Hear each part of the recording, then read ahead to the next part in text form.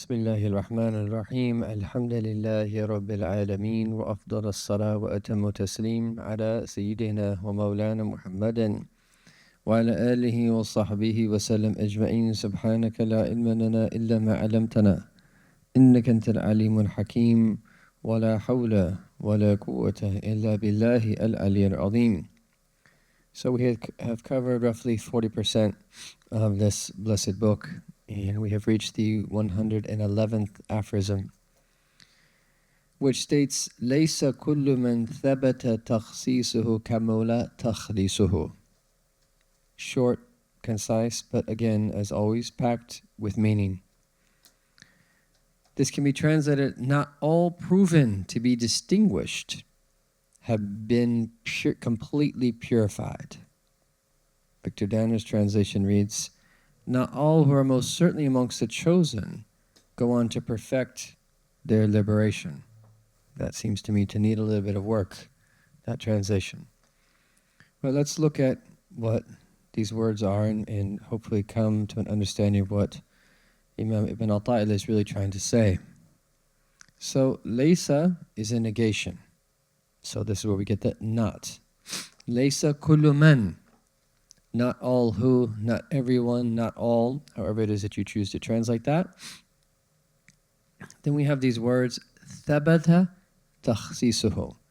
So as for the word thabata, its primary meaning is to remain firm, to be firmly positioned.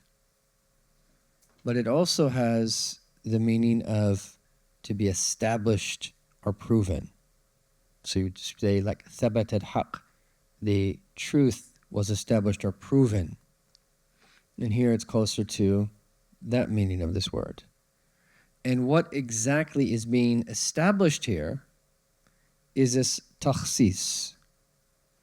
So khassa yukhassu and also khassasa yukhassisu means to single someone out. Here, i.e. with a distinction. To single someone out with a distinction. To distinguish someone with something.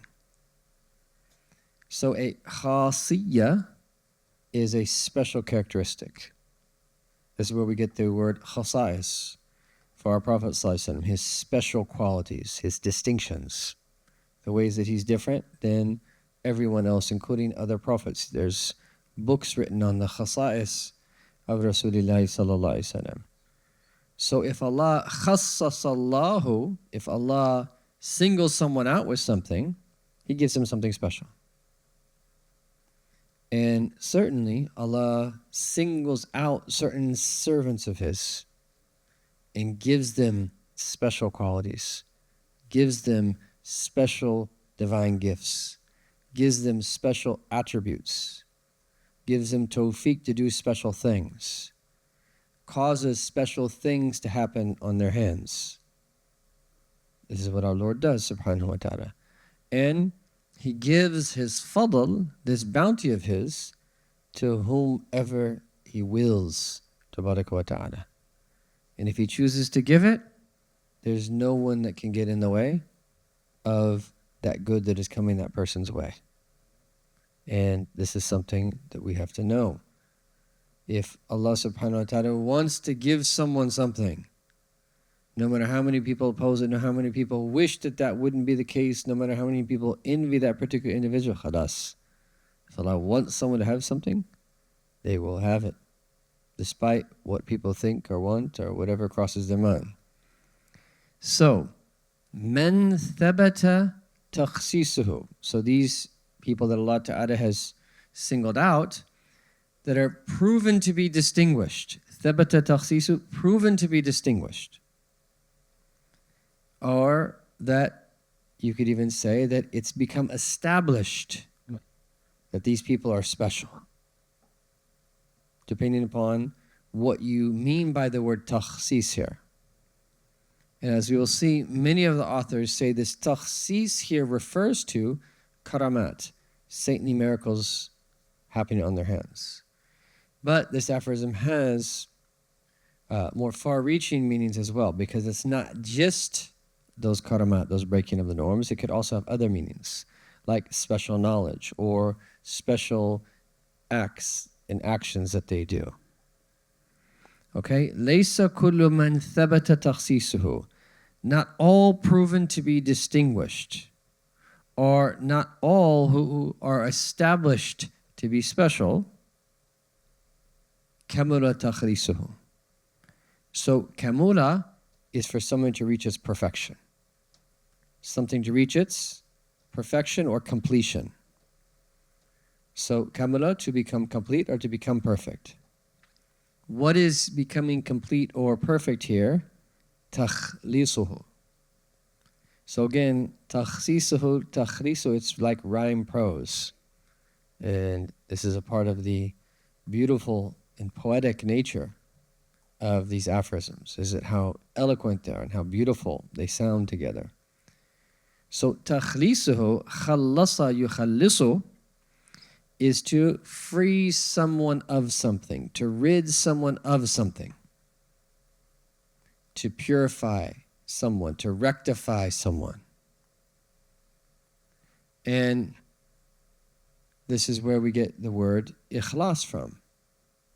Something that is khalis is something that is pure, unadulterated. So this is what we want. We want to be an abd khalis, a servant, a pure servant to Allah subhanahu wa ta'ala. Meaning, there's nothing that compromises our servitude to Allah, nothing that gets in the way of our perfect submission to Him in all of our different states. And then you could speak about degrees here with the same root, but on a different form of that root. The mukhlis is someone who's sincere. They've chosen what is most pure in everything. Yani, they only have the purest of motivations to draw near to Allah. And then the mukhlas is even a higher degree. They are people that have become so sincere that they've been chosen by Allah to be from the elect. And then Allah showers them with gifts.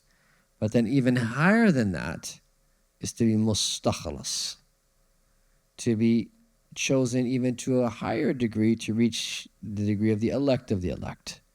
So you have the mukhlas, the mukhlas, and the mustakhlas. And so we should ask Allah Ta'ala to make us from the mukhlisin, the mukhlasin, and the mustakhlasin to various degrees. So from the sincere, from those that have been chosen and refined such that they've reached the degree of the elect, and then those that are even chosen further to reach the highest degrees of all, to be from the elect of the elect and the closest of the close, that completely and totally pure. So there's a deep meaning here. What he's really teaching us here, and we'll get to this, is that this should be our goal. Is that every one of us, kamula takhlisuna, that we become completely purified. So then the essence of this aphorism, he's teaching us the true sign of being completely purified. And there's so many different meanings that we need to learn here. For us in and of ourselves, and inshallah ta'ala, we hope to all be people who at least love the people of the path and maybe just do our best to someday start taking a step in the direction of traveling the path. But we love those who've attained along the path and reached the higher degrees of it. So there's something for the traveler here, the spiritual wayfarer, just as there's something for the people that are looking on and around good people, special people to various degrees that we also need to learn here. So لَيْسَ كُلُّ مَنْ ثَبَتَ تَخْصِيصُهُ كَمُلَ تَخْلِيصُهُ. Not all proven to be distinguished have been completely purified. Now, how does this aphorism relate to the one that preceded it? So the one that preceded stated, when he makes you obedient to his command outwardly and blesses you with submission to his power inwardly, then he has bestowed his favor upon you greatly. All right? So the great blessing of outward obedience and inward submission. Ibn Ajiba connects that by saying, وَمَتَ أَثْبَتَ لَكَ هَذَا الْأَمْرِ, when Allah Ta'ala has given you this great blessing that was just mentioned, فَقَدْ خَلَّصَكَ مِن نَفْسِكَ, that He has saved you literally. Yani, He has purified you from the way that your own ego can taint your heart. وَحَرَّرَكَ مِن رِقِّ حَظِّكَ, and He has freed you from the confinement of seeking the nafs, the ego's portions. فَلَا تُبَالِي مَعَهَا مَا فَاتَكَ مِن تَخْصِيصِ الْكَرَمَاتِ الْحِسِّيَّةِ, then we should not be concerned about amazing things happening on our hands. We shouldn't be concerned about saintly miracles. We shouldn't be concerned about these outward manifestations of being distinguished by Allah subhanahu wa ta'ala. So in other words, He wants us to really focus on what it is that we need to be doing to really travel the spiritual path. So again, why is this so important? For onlookers, in terms of the way that they see other people, oftentimes due to their simplicity and oftentimes their ignorance, they have a certain level of expectations, and they're easily drawn into thinking that anyone's amazing. And that's not necessarily bad, it just has to be guided. But it could be abused, and it could get that person in trouble. And someone sent a statement today that the Ammi, the common Muslim, thinks that anyone that sa'id al-manbar fahuwa alim. The common person thinks that the alim, the scholar, is anyone that can get on the pulpit and deliver a speech. Could be further from the truth. But this is unfortunately in the time in which we live, in the celebrity culture. There's a way that people are expected to carry themselves. There's a flashiness to some people expect to be there, that the video quality has to be a certain degree, and the way that people speak have to be a certain way. The vast majority of great scholars and great awliya, most people would find them boring, وَيَعُوذُ بِاللَّهِ, because they don't fit their frame of someone that grew up watching movies all the time, in programs of different sorts, and with actors at the forefront of their mind, and performances of different sorts, whether it be entertainment by way of some type of someone singing something or saying something, or a movie or something, or other forms of entertainment like sports and things of this nature, performance of different sorts. And you get used to this culture. But the problem is that when you, and some of those things are permissible, not necessarily bad, but the problem is you get inundated with all of this and you expect the same thing. And the people that people tend to follow are the people that tend to give them what their nafs wants. And this is one of the unfortunate realities of some of these conferences, even though in general conferences that I do believe that the good of them outweigh some of the harms. But oftentimes people want to be entertained. Now, on one hand, I'd rather them listen to a Muslim speaker than look at some kafir actor. Yes. So on one hand, it's a lesser of two evils. But on the other hand, you got to be careful. It's a slippery slope. Because what happens then, if this persists, is that the deen just gets more and more watered down. The real ulama aren't really that flashy. And when you get close to them, you start to see their beauty in a different way. And you have to go through a process in which that you realize, no, this is not the way that we want it to be. We want to take from the scholars the way that we watch a Netflix movie. And, if there's any discomfort at all, khalas, that's it. I'm not going to do this anymore. Not the way that it works. Is that sometimes you have to wait long periods of time. And you don't always get what you want. There's people that have studied with great mashayikh and Quran for years and they never give them an ijazah. because they didn't reach a certain rank in order to receive an ijazah.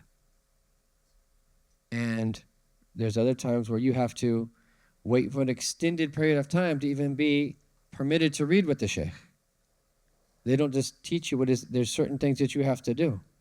Some of them won't even teach you tafsir until you've done hifz of the Quran completely. There's prerequisites. The vast majority, this is too hard for us. But it's amazing what people will do for dunya and the various courses that you have to take and this and that, and they're building their CV, and they'll do these long apprenticeships and spend hours and hours and all these for their career. When it comes to deen, the slightest little difficulty, everybody runs away. SubhanAllah. So we have to be very careful how our perspective, which is oftentimes defined by what it is that we let our eyes see and our ears hear. We got to be careful bringing that perspective into the deen and the expectations. So, part of this is how it is that you and I view religious people, how we view various degrees of special people, whether they become special with some knowledge that Allah has given them, or whether they become special through piety, or they become special because of the blessed people that they've been around. These are signs of takhsis, Allah gifting them certain things. And there's degrees. So I don't want to only comment on this in the way that some of them did in terms of saintly miracles. It applies to that, but it's not just the takhsis and the singling out of saintly miracles. It's also when you're around good people, things happen. Your heart feels a certain way. You find that your affairs of this world tend to work out. You ask them to pray for you and things, actually, you see their du'as oftentimes accepted. And you see tribulations warded off from you. And you get internal openings and understanding that the path forward might just all of a sudden become clear. You can see the effect that it might have on a family member or something of this nature. Or you could see that and witness something that it seems like that gem of wisdom that they just said was inspiration. That's not in the books. Or that something that is done, no one would be able to do that unless that Allah assisted them in doing that. And on and on and on. These are all different types of manifestations of takhsis. And so, if we focus here first and foremost on the person and the spiritual wayfarer, his or herself, that's the primary meaning here, although it has a meaning related to the onlooker, and we'll come back to that. But if we focus on the meaning for the spiritual wayfarer, when these things start to happen, i.e., you devote yourself to Allah subhanahu wa ta'ala, you start to see the fruits of that devotion. It's important to remind ourselves that what we want is ahead of us. What we want should not be limited to these things that we start to experience. So in some ways, that's a type of warning. Don't think because you start to have these things happen to you, a dua of yours is answered, that you get some type of insight, some form of an opening, some form of a spiritual experience, or something that seems to be miraculous happens at your hands. Don't think that that's it. Don't let that fully veil you. Rather, know that what we really want is to be completely purified. Because it's possible these signs start to appear on someone's hands, but they still haven't reached the higher degree of closeness to Allah subhanahu wa ta'ala. So what we really should be seeking is beyond what is manifesting. And what are these signs of that there's kamala takhrisuhu? Is that they've become completely purified. Yani kamalu takhrisu min ru'yat al-aghyar. Is that we become completely purified of even noticing, let alone inclining towards, or being preoccupied with al-aghyar. This is a very important word for the terminal, a word for the Sufis. It's the plural of ghayr. It's other than Allah. Is that you become purified from being preoccupied or distracted or that caught in the web of otherness. وَآفَاتِ النَّفْسِ, and all of the vices of the soul, you become completely purified from them. That's what we want ultimately, is a qalb salim, where there's not a single trace of any diseases of the heart. No unwarranted anger, no rancor, no envy, no arrogance, no conceit, no ostentation, no miserliness, no procrastination, no love of leadership, no love of the world, and on and on and on. No diseases of the heart whatsoever. Oh, what a state that is. So someone could start the process and still have remnants of these things and still have amazing things happen at their hands. But that's really what we should be seeking, is that level of purity, not these outward things that come. And then also, وَمَا تَدْعُ إِلَيْهِ الشَّهْوَاتِ, and anything that our desires are calling us to. That's the meaning of becoming completely purified. We fail to be distracted from all otherness. Our hearts become completely pure from any disease of the heart, and no longer do our desires pull us to something that is going to get us in trouble.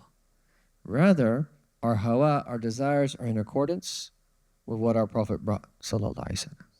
And that's the summary of it. And it's all summarized in that hadith. Is that none of you truly believe until his hawa, his desires, are perfectly aligned with what I have brought.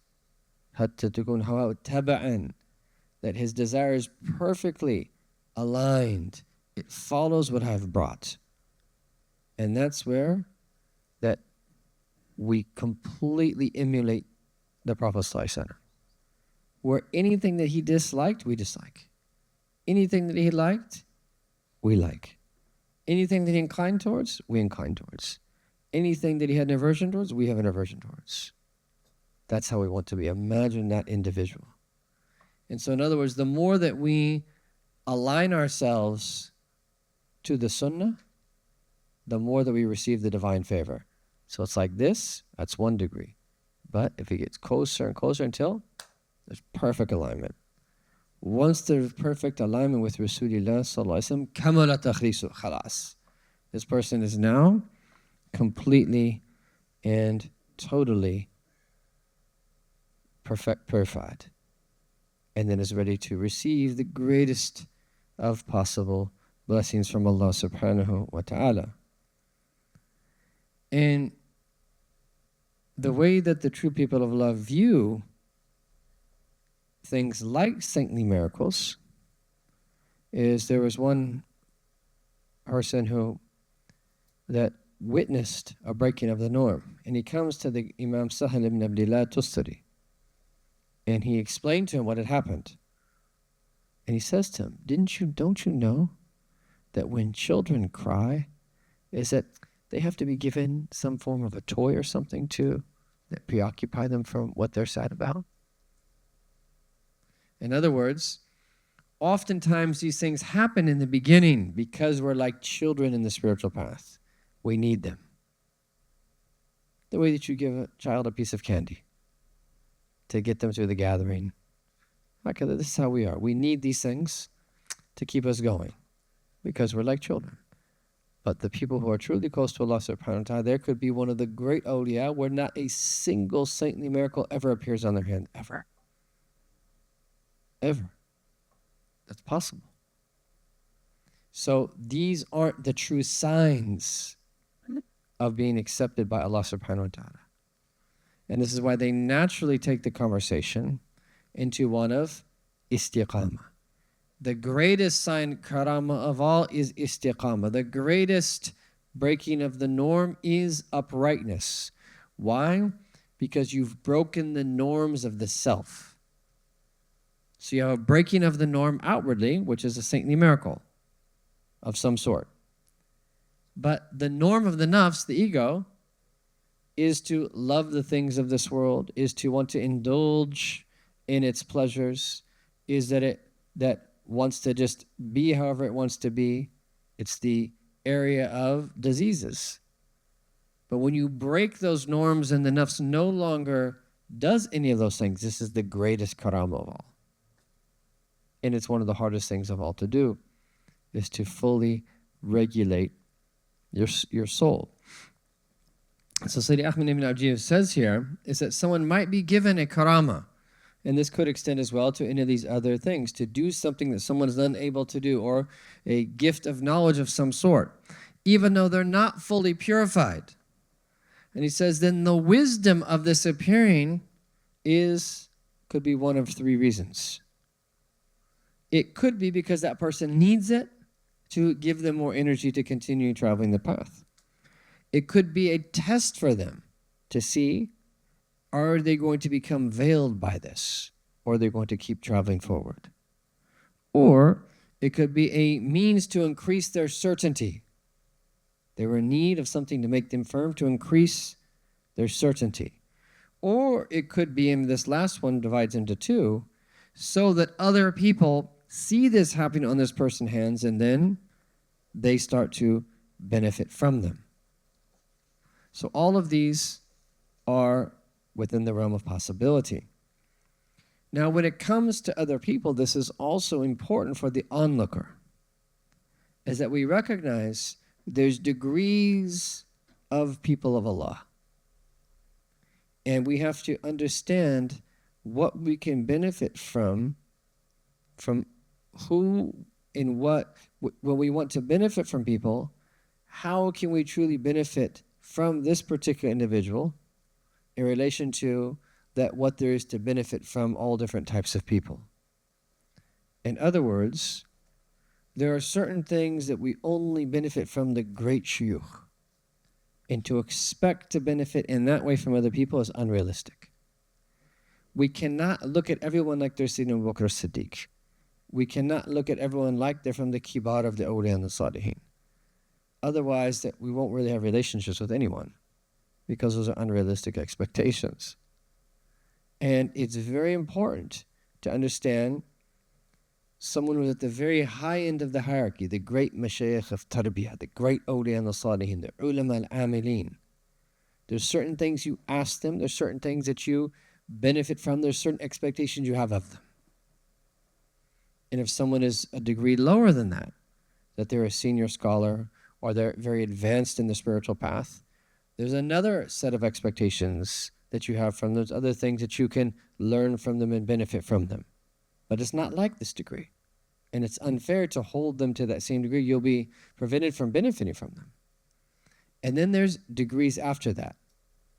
And how many really degrees are there? There's a lot. But what we need to develop is a maturity, is that we know what to benefit from the person that is before us and have realistic expectations.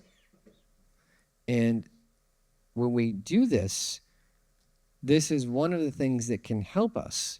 If someone is kind of way down here in the hierarchy, they've spent a little bit of time studying, and there's someone who's a public speaker that can benefit people. If we expect that person to be like the great awliya, you are putting yourself in a position where you could get harmed if that person slips up. Mm-hmm. Really, that person is more like an older brother. And your older brother whom you look up to, if they start to have troubles in the deen, you're likely not to have a crisis in your deen because it's your older brother. And you've seen them, you've seen their humanity, you have expectations. Yes, you're going to be harmed by it, maybe, but you're not secondly to a crisis in your deen. And so we have to have realistic expectations. We can't expect in that we have to know, one, that there's a hierarchy, and we have to know, two, where people are in that hierarchy, and to have realistic expectations. And to know there could be people also, and this is another meaning here, that are special. Allah has given them something special. But ma kamala takhrisuhum. They haven't become completely purified. And sometimes you could have someone who's close to Allah, but they lose their temper. They make a mistake. They do something wrong, they have to apologize to someone. These things are possible for even people that are very close to Allah. And it's only when you reach the highest of stages, it's to the extent that you almost don't see a human side, but even then they have a human side. And so this is very important, that we have that balance where we learn to see what's special in people, but we also understand is that there's still a human side to them to various degrees.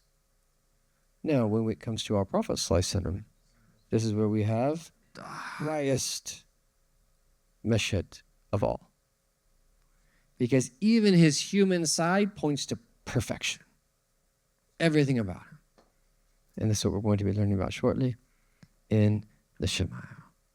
So this is what he wants to teach us. لَيْسَ كُلُّ مَنْ ثَبَتَ تَقْصِيرُهُ كَمَلَ تَخْلِيصُهُ. Not all proven to be distinguished have been completely purified.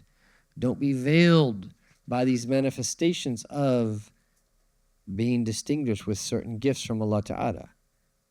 Continue to travel the path. Understand that this is really about being freed from the clutch of the nafs. This is really about the heart becoming completely purified. Is that your soul being completely and totally refined. And that trying to have istiqamah and the highest degree of uprightness. May Allah subhanahu wa ta'ala give us tawfiq and bless us in all of our affairs. Ya Arhamar Rahimeen. And to completely purify us inwardly and outwardly, such that we become pure servants to Him with complete submission. Ya Arhamar Rahimeen. Sallallahu ala Sayyidina Muhammadin wa ala alihi wa sahbihi wa sallam. Walhamdulillahi Rabbil Alameen.